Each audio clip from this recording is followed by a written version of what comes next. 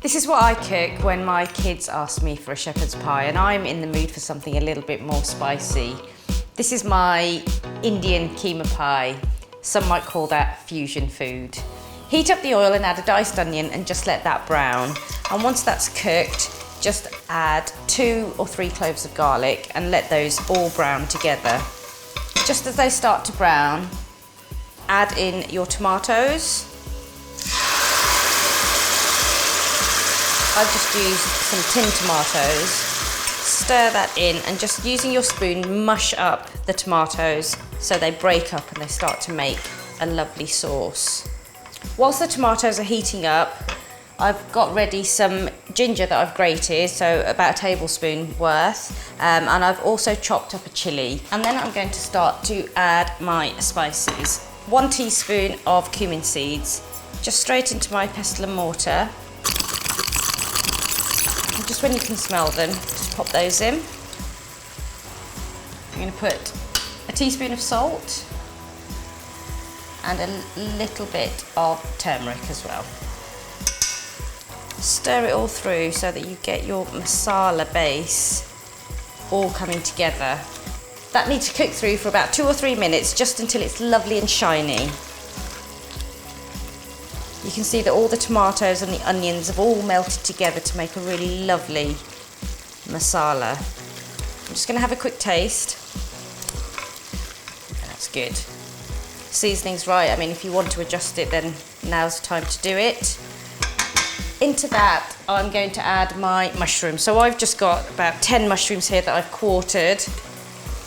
I'm going to pop those in, just coat those. And these will take a few minutes to cook because you want all of the liquid that's within those mushrooms to come through. Once the mushrooms have had a few minutes and they've just started to soften up a little bit, you're ready to add your mince. I always use minced lamb. If you prefer, you can, of course, use beef.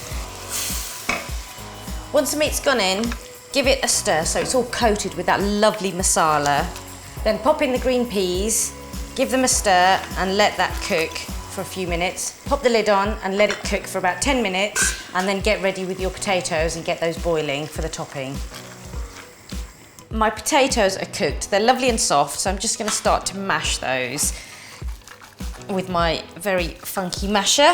I like to add a little bit of butter, just for that lovely creaminess.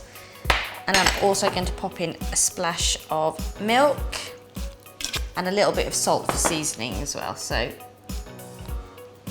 and then just start to mash that. I want a fairly firm mash, I don't want it too wet because I want it to sit on top of my filling really nicely. So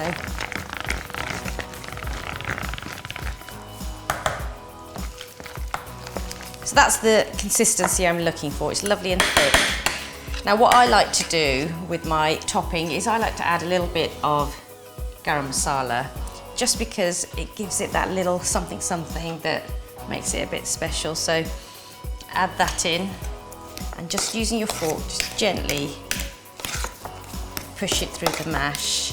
So when your mash is ready, just pop that to one side.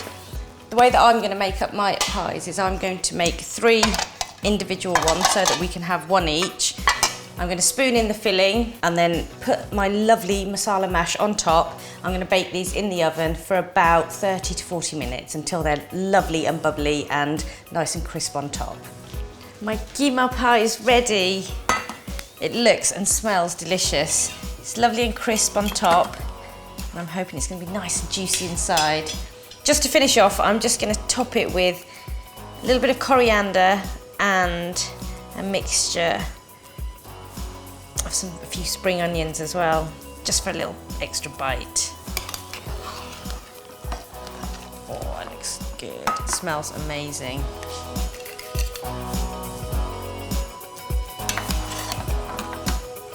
Now my kids tell me that there's nothing wrong with having mashed potato and curry. And do you know what? I think I believe them. If you've enjoyed this recipe, I've got some other delicious lamb recipes such as lamb dansak and lamb rogan josh. Just click the I to see these recipes and don't forget to subscribe to my channel.